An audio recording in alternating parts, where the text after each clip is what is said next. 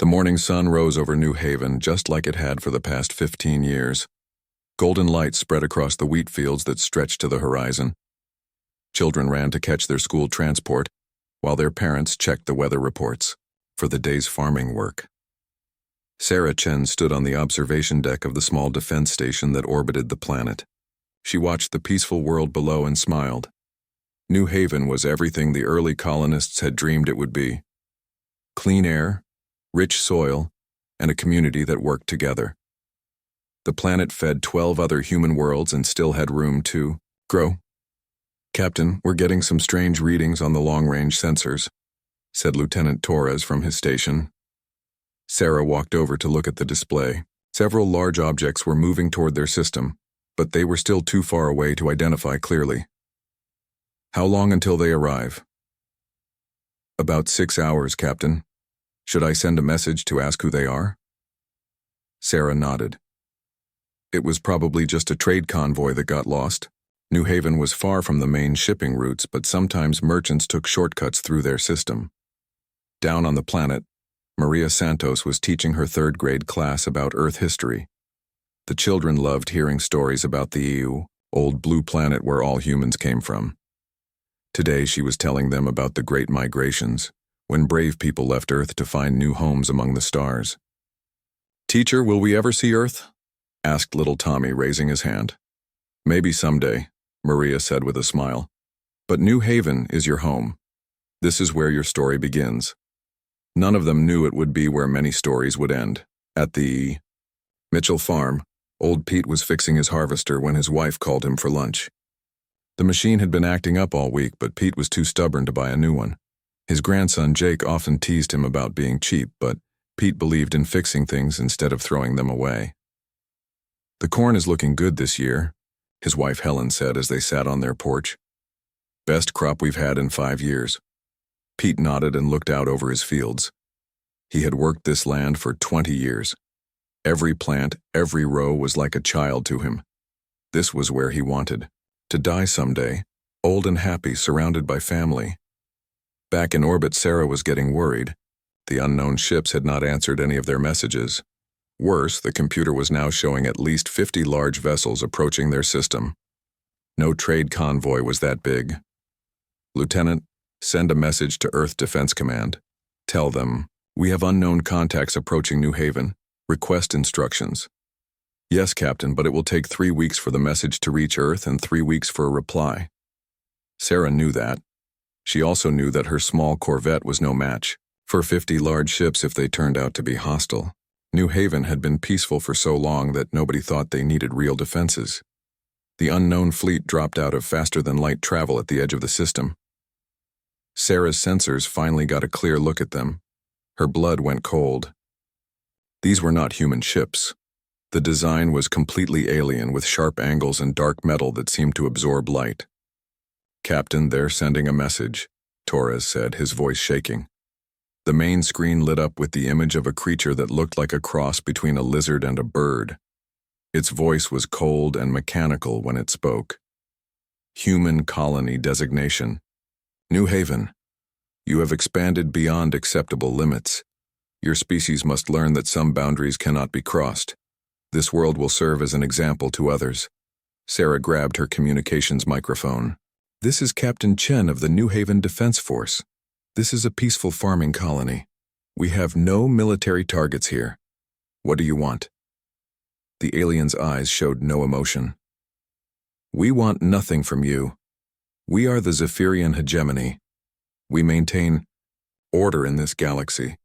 Your species grows too fast and claims too much. Today you learn the cost of expansion." The transmission ended. Sarah watched in horror as the alien fleet moved toward New Haven. She hit the emergency alarm that would warn everyone on the planet, but she knew it would not be enough. On the surface, people heard the alarms and looked up at the sky in confusion. Most had never heard those alarms before. Some thought it was just a test or a mistake. In the school, Maria tried to keep her students calm as other teachers ran through the halls. The emergency instructions said to move to the basement, but nobody really believed anything bad could happen to New Haven. They were too far from anywhere important.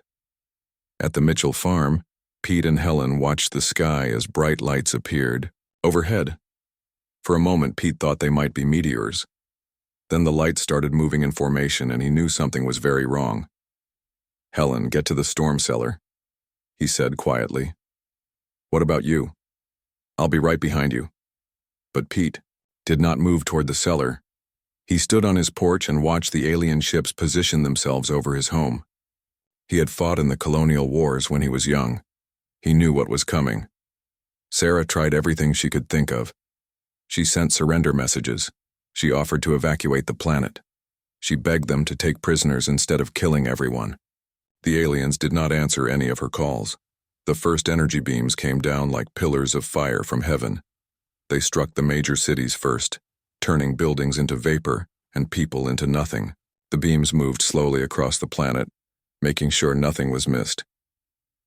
Sarah watched her home burn from space. She could do nothing but record everything and hope someone would see it someday. Her small ship was fast, but not armed for real combat. If she tried to fight, she would die and nobody would know what happened here. The aliens took their time. They made sure every school was destroyed, every farm was burned, every person was killed. It took them 6 hours to murder 127,000 human beings. When they were finished, the lead alien ship sent one final message to Sarah. "Let this be a lesson to your species. The galaxy has rules.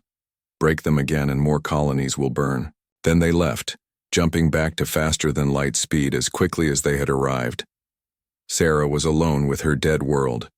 The beautiful farms were now fields of ash. The cities were craters of melted glass. The children who had been learning about Earth that morning would never grow up to see any world again. She set course for Earth and began transmitting everything she had recorded. The journey would take 3 months, but Sarah would not sleep much during those long weeks. Every time she closed her eyes, she saw the fire falling from the sky. Every time she tried to eat, she thought about Maria and her students, about Pete and Helen, about all the people who had trusted that the galaxy was safe for humans. She had failed to protect them. Now her only job was to make sure their deaths would not be forgotten. The galaxy had just taught humanity a lesson about expansion and boundaries. Soon the galaxy would learn what humans thought about teachers who hurt their children. Captain Sarah Chen's ship limped into Earth orbit 3 months after New Haven died. Her Corvette was damaged from pushing its engines too hard during the long journey home. Sarah herself looked like she had aged 10 years. She had not slept well since watching her world burn. The United Earth Assembly called an emergency session within hours of her arrival. Representatives from every human world gathered in the Great Hall in Geneva. Some came in person, others appeared as holograms from distant colonies. All of them wanted to hear what Sarah had to say. Sarah stood before them with her uniform wrinkled and her eyes red from exhaustion. She had rehearsed this moment during the long trip home, but now that she was here, words seemed too small for what she had witnessed. "Honored representatives," she began, her voice steady despite everything. 3 months ago, the colony of New Haven was completely destroyed by an alien force calling itself the Zephirian Hegemony. 127,000 civilians were murdered without warning or mercy. The hall was silent.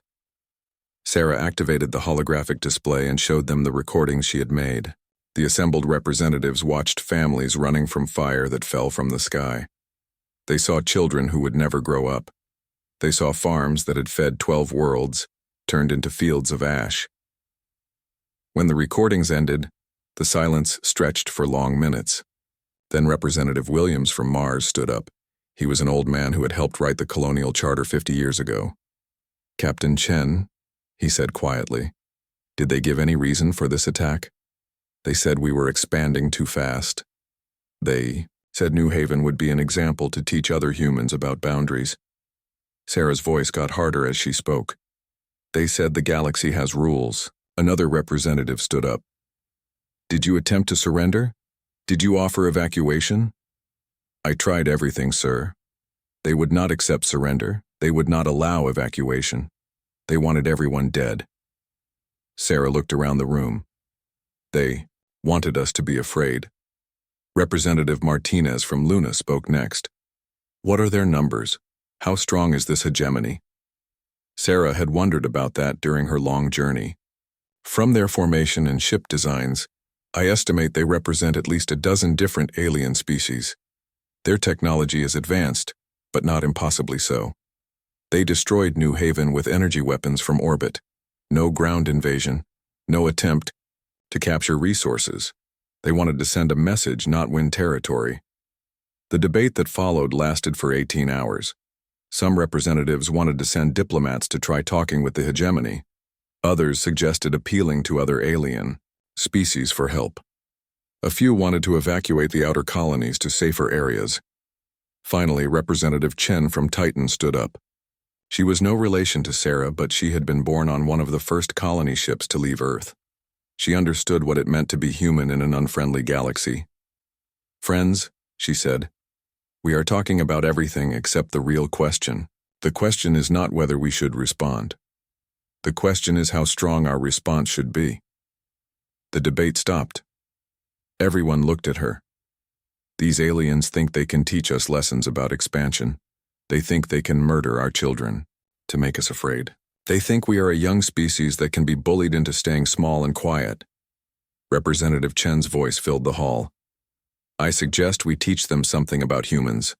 I suggest we show them what happens when someone hurts our family." The vote was unanimous.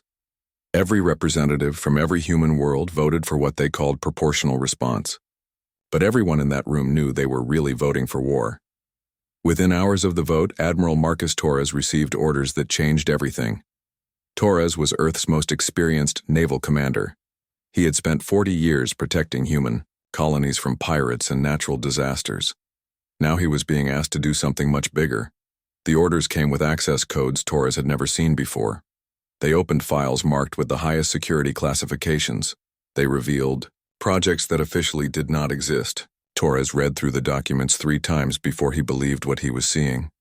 For 50 years, Earth had been preparing for this day. Hidden shipyards beyond Pluto had been building warships in secret.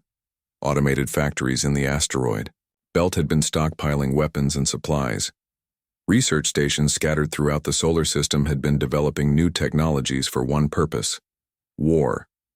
The Earth Defense Initiative had started as a way to protect the home system if aliens ever attacked. But the planners had been thorough.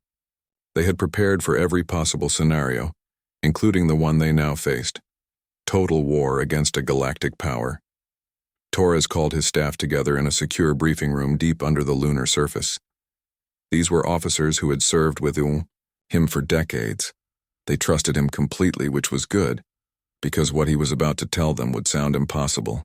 "Ladies and gentlemen," Torres began, "as of today, the human race is at war. Our enemy destroyed New Haven and threatened all of our colonies. They want to teach us about limits. We are going to teach them about consequences."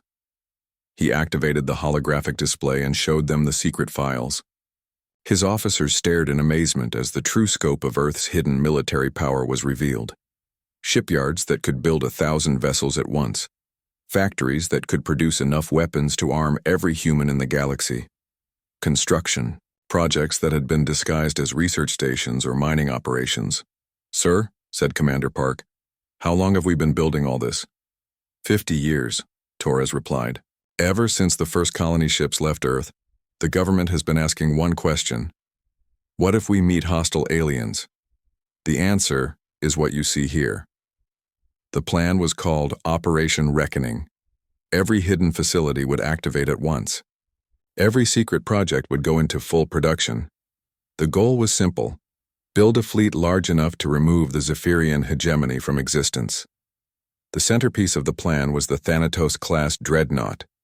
These ships existed only in classified files, too powerful for any peaceful species to ever need. Each one was 3 kilometers long and carried enough firepower to destroy a planet. The plans called for building 500,000 of them. 500,000? Commander Singh looked stunned. "Sir, that's more ships than the rest of the galaxy combined." "Yes," Torres said simply. "That's the point." Within days, the activation began. Hidden shipyards throughout the solar system lit up with activity. Automated factories started running. at full capacity. Mining operations that had been collecting materials for decades suddenly had a purpose, but the most important activation was not of machines, but of people. When news of New Haven spread to the colonies, humans everywhere volunteered for military service. They came from farms and offices, from schools and hospitals. They came because they had seen the recordings Sarah Chen brought home. They came because someone had hurt their family. And they came because Earth had called them home to war. The galaxy was about to learn that humanity's greatest strength was not their technology or their numbers. It was their ability to turn every human being into a soldier when their children were threatened. It was their willingness to sacrifice everything for family they had never met.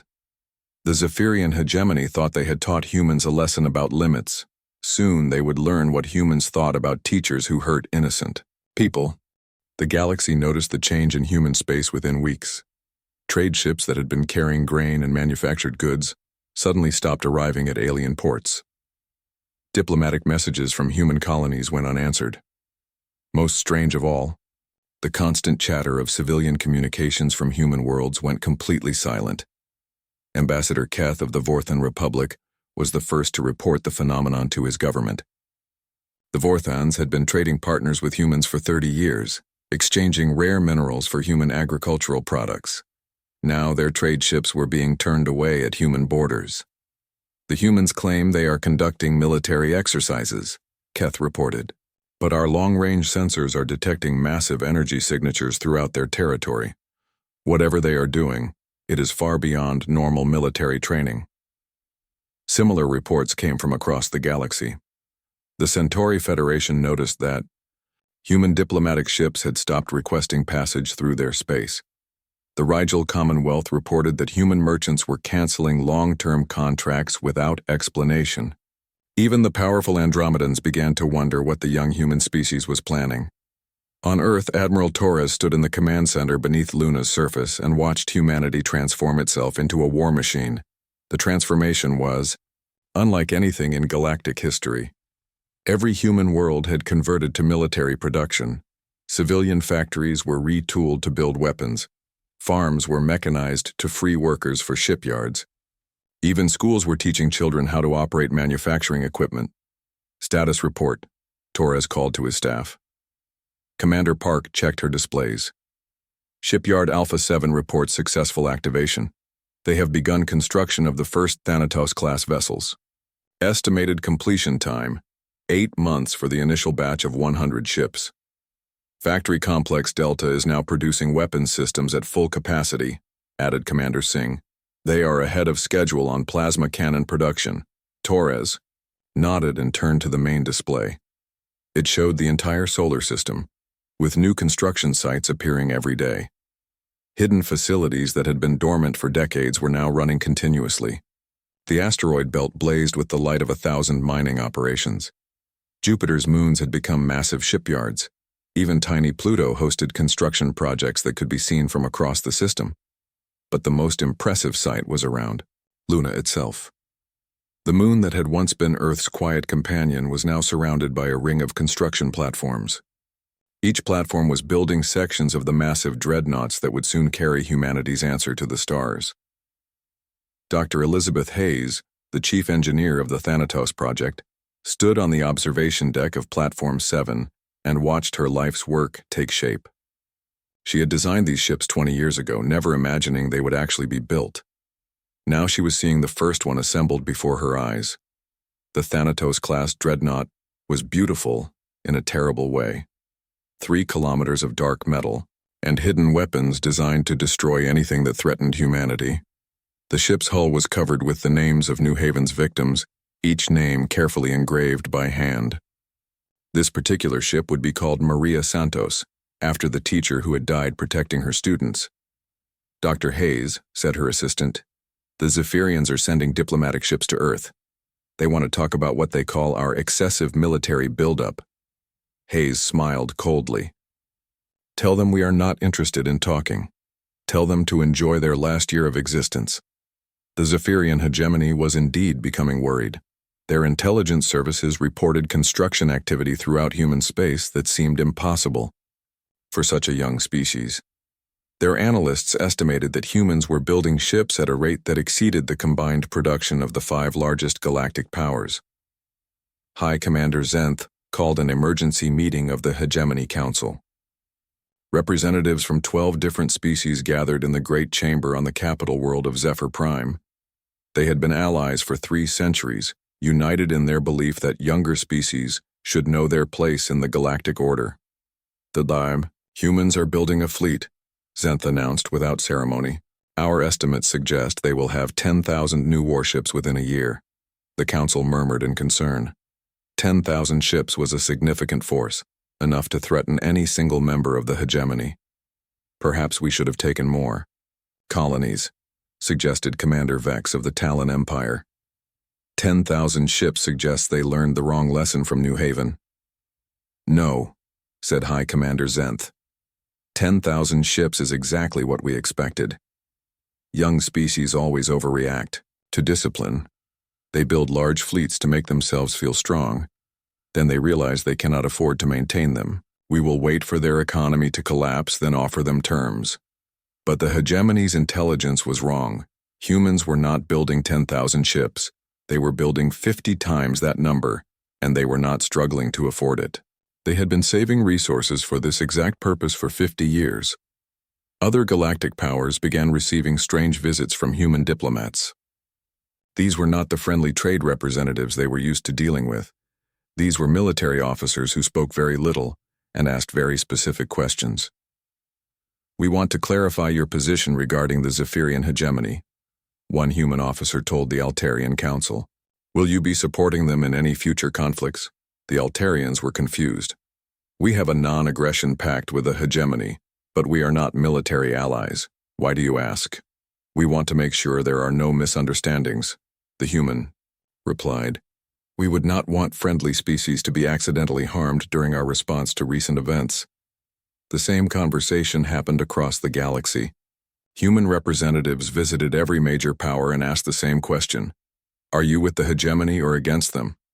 Most species chose to declare neutrality. A few quietly promised to stay out of any human hegemony conflict. The smart ones started moving their fleets away from hegemony space. Back in the Sol system, the construction continued at an impossible pace. Humans worked in shifts around the clock. Volunteers came from across human space to help with the building. Retired engineers came out of retirement. Students left school to work in the factories. Even children helped by carrying supplies and maintaining equipment. The most remarkable thing was the attitude of the workers. They were not building these ships because they were ordered to. They were building them because they wanted to. Every human who saw the recordings from New Haven understood what was at stake. This was not just about revenge. This was about making sure no human child would ever again die the way the children of New Haven had died. Sarah Chen, now promoted to Admiral, stood in the command center and watched the status reports flow in. Hundreds of shipyards reporting progress. Thousands of factories producing weapons. Millions of humans working toward a single goal. Admiral, said Commander Torres, we are receiving requests from 17 different species asking to mediate our dispute with the hegemony. They are offering to host peace talks. Sarah thought about Maria Santos and her students. She thought about Pete Mitchell standing on his porch as fire fell from the sky. She thought about 127,000 people who would never see another sunrise. Tell them humanity is not interested in mediation, she said quietly. Tell them the time for talking ended when the hegemony chose to murder our families. The galaxy was beginning to understand that something unprecedented was happening in human space. Species that had dominated the stars for millennia were starting to feel afraid of the newcomers they had dismissed as harmless farmers and traders. Soon they would see exactly what humans could build when someone hurt their children. Soon they would learn that the quiet species from the small blue planet had been preparing for war since the day they first looked up at the stars. The Zephirian hegemony thought they had taught humans about limits and boundaries. They were about to discover that humans had very different ideas about what those words meant. 11 months after New Haven burned, humanity was ready to give its answer. Admiral Marcus Torres stood on the bridge of the command ship Retribution, and looked out at the greatest fleet in galactic history. 500,000 Thanatos-class Dreadnoughts floated in perfect formation, stretching from Earth to Mars. Each ship was 3 kilometers of death and judgment, built with one purpose: to ensure that what happened to New Haven would never happen again. The fleet was beautiful, in a terrible way. Every ship was painted in the deep black of space, with silver letters spelling out the name of a New Haven victim. The lead ships bore the names of the children who had died: Tommy Patterson, Lucy Chen, Michael Santos. Behind them came ships named for the teachers, the farmers, the doctors, and all the others who had been murdered for the crime of being human. "All ships report ready, Admiral," said Captain Williams from the communications station. "Fleet commanders are standing by for orders." Torres nodded and activated the fleet-wide communication system. 500,000 ship captains and their crews listened as he spoke. "Today we begin Operation Reckoning," Torres said. 11 months ago, the Zephirian Hegemony murdered our families to teach us about limits. Today we teach them what humans think about such lessons. He paused and looked out at the vast fleet surrounding him. Every ship carried volunteer crews who had joined after seeing the recordings from New Haven. They came from every human world, united by grief and determination. "Remember why we are here," Torres continued. "We are not conquerors seeking territory. We are not an empire building wealth. We are parents avenging our children. We are humans defending our family. And we will not stop until justice is done." The fleet began to move. 500,000 ships accelerating together created gravitational effects that could be detected from across the galaxy. Every species with long-range sensors watched in amazement as the massive human armada prepared to jump to faster-than-light speed. But the fleet did not jump to hegemony space immediately. Instead, it conducted exercises at the edge of human territory, letting every civilization in the galaxy see exactly what Earth had built. The formations were precise and beautiful. Ships moved in perfect coordination, like a deadly dance performed by 500,000 dancers. Dr. Keth of the Vorthon Republic watched the human fleet through his government's most powerful telescopes. He had been studying human behavior for 30 years, but nothing had prepared him for this. The scale was beyond anything in recorded history. "How many ships do you count?" asked his assistant. 500,000, Keth replied, his voice barely a whisper. 500,000 warships, each larger than our biggest dreadnought. How did they build so many so quickly? Perhaps they are using some kind of automated construction? Keth shook his head. "No, these ships show signs of individual craftsmanship. Look at the name inscriptions, the small variations in design. These were built by hand, by people who cared about every detail." He put down his telescope and turned to his assistant. "Send a message to the Council. Tell them we need to review our neutrality agreements with everyone. The galaxy is about to change." On Zephyr Prime, High Commander Zenth was dealing with his own crisis. The Hegemony Council was in emergency session, and panic was spreading through their territory. Several member species were quietly withdrawing their fleets from forward positions. Others were requesting permission to negotiate separate peace agreements with humanity. 500,000 ships is impossible, insisted Commander Vex. No species has ever built a fleet that large. The resources alone would bankrupt their entire civilization. "The sensor readings are confirmed by 17 different sources," replied Intelligence Chief Wraith. "The human fleet is real, and it is exactly as large as our enemies claim." High Commander Zenth studied the tactical displays. The numbers were clear and terrifying. The Hegemony's combined fleet numbered roughly 30,000 ships. Even if they called in every reserve and allied vessel, they could not match a tenth of the human force. "How long have they been building these ships?" Zenth asked. "Based on construction signatures, we estimate they began major production immediately after the New Haven operation. But the infrastructure required suggests decades of preparation." The implication hit Zenth like a physical blow. The humans had been preparing for this war since before they even met the Hegemony. They had expanded into space not as peaceful farmers, but as a species planning for eventual conflict. Every colony, every trade route, every diplomatic contact had been part of a larger strategy. "Sir," said his aide, "we are receiving communication requests from 43 different species. They all want to discuss the human situation." Zephr knew what those discussions would be about. His allies were abandoning him. The threat of the human fleet was forcing every species to choose sides, and very few were choosing to stand with the hegemony. On Earth, President Martinez addressed the United Earth Assembly and the human colonies. Her speech was broadcast to every human world and translated into dozens of alien languages for the galaxy to hear. "My fellow humans," she began, "and to those aliens who choose to listen. 11 months ago, our children were murdered to teach us about our place in the galaxy. Today our fleet departs to teach the galaxy about justice." She paused and looked directly into the camera. "To the Zephirian hegemony, I say this. You wanted to show us the consequences of expansion. You wanted to demonstrate the price of defying your authority. You succeeded. You showed us exactly what kind of galaxy we live in." The president's voice grew harder. "But you also showed us something else. You showed us that talk and diplomacy mean nothing to creatures who would murder children to make a point. You showed us that some problems can only be solved with strength." She gestured toward the displays showing the massive fleet. "This is our response to your lesson. 500,000 ships, each one carrying the name of someone you killed. Each one crewed by humans who volunteered to ensure this never happens again."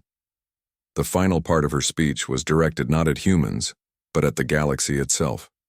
"To every species watching this broadcast, humanity asks nothing from you. We seek no territory, no tribute, no submission. We ask only that you remember what happens when someone hurts our family." The human fleet completed its exercises and prepared to jump to faster than light speed. Admiral Torres gave the final order from the bridge of Retribution. "All ships, this is Admiral Torres. Jump in 60 seconds. Target, Zephyr Prime. Execute Operation Reckoning." The jump was visible from half the galaxy. 500,000 ships disappearing simultaneously created gravitational waves that registered on sensors across dozens of star systems.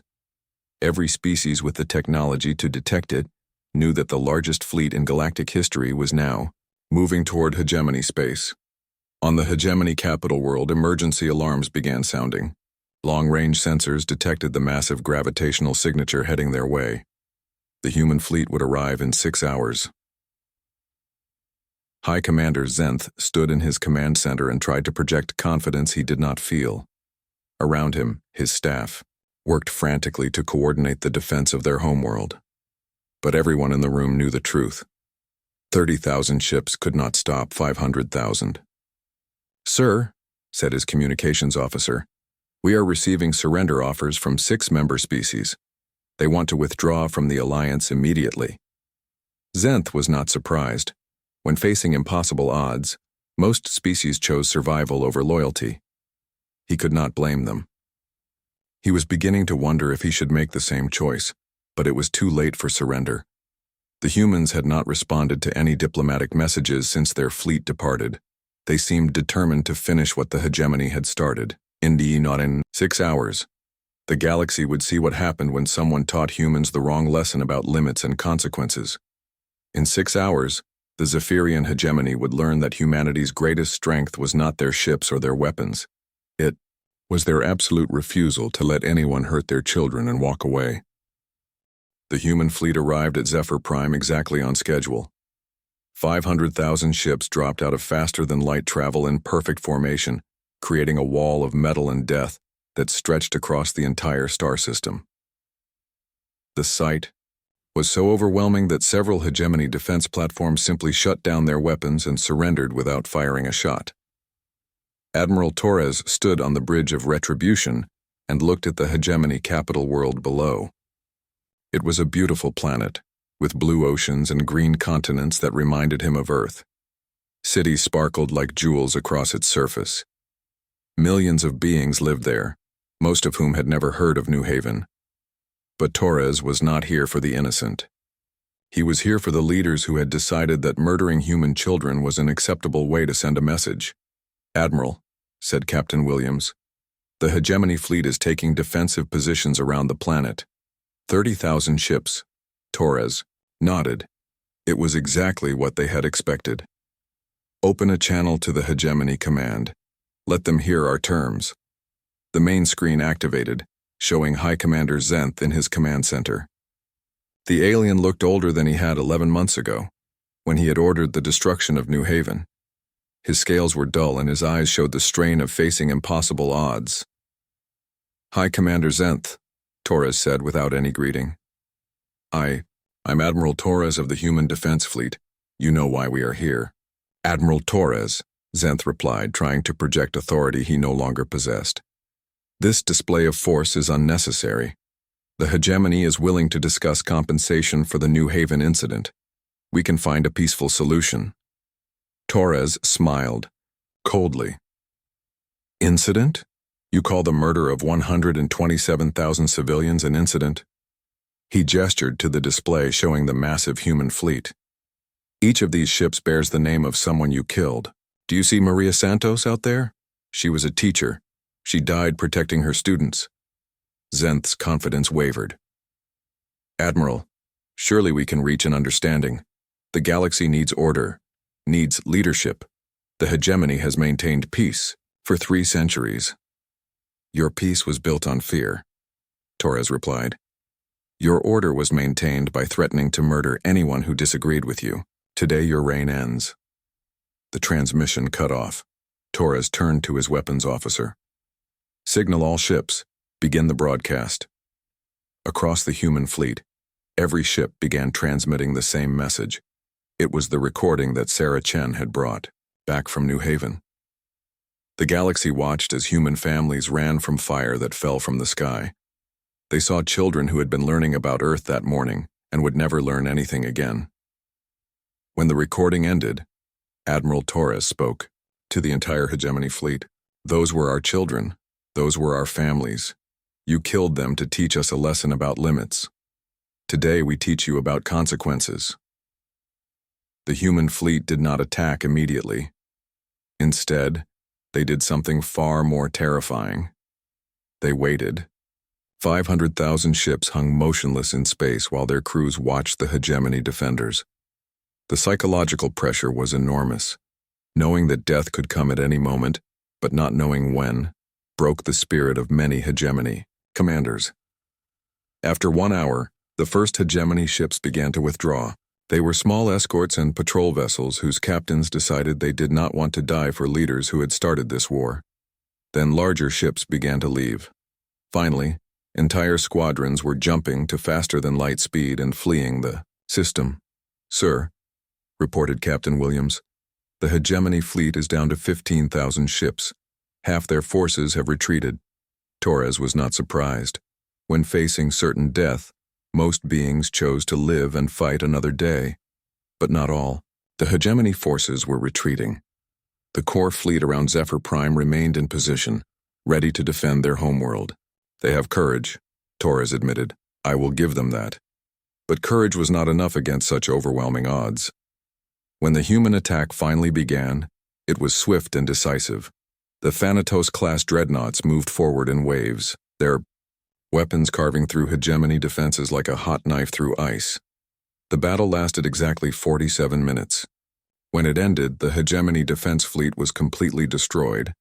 Not a single human ship had been lost. The technological advantage was simply too great, and the numbers made resistance futile.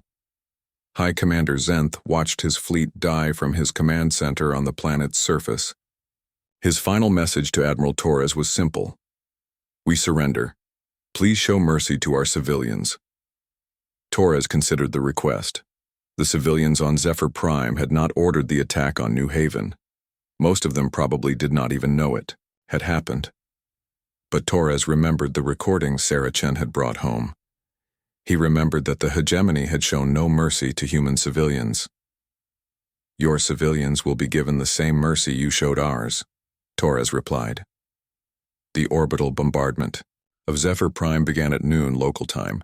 The human fleet did not use the slow, careful methods the Hegemony had used on New Haven. They simply erased the planet's surface with concentrated plasma fire. Cities vanished in seconds. Continents turned to molten glass. Within 6 hours, Zephyr Prime was a dead world, but the humans were not finished. This was not just about revenge for New Haven. This was about ensuring that no species would ever again think they could murder human children without consequences. The human fleet split into smaller task forces and spread across Hegemony space. Every Hegemony world received the same treatment. First came the broadcast showing what had happened to New Haven. Then came the ultimatum: surrender and face judgment, or resist and face immediate destruction. Most Hegemony worlds chose surrender, hoping for mercy. They received the same mercy New Haven had been given. None. Admiral Sarah Chen commanded the task force that attacked the Hegemony Military Academy on Talon 4. She stood on the bridge of her flagship New Haven's Memory and watched the academy burn. Thousands of young Hegemony officers died in the flames, students who had been learning about galactic strategy and tactics. "Admiral," said her weapons officer, "the academy has been completely destroyed. Should we move to the next target?" Sarah thought about Maria Santos in her classroom full of children learning about Earth.